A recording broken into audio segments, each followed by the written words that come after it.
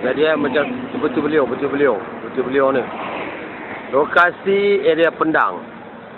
Nampak tu pergerakan angin pusat.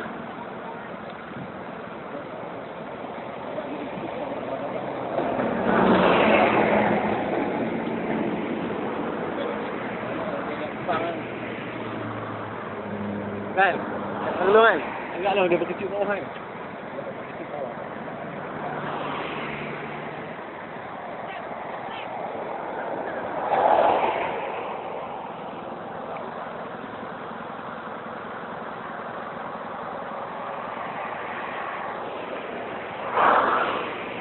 Biar. Ha?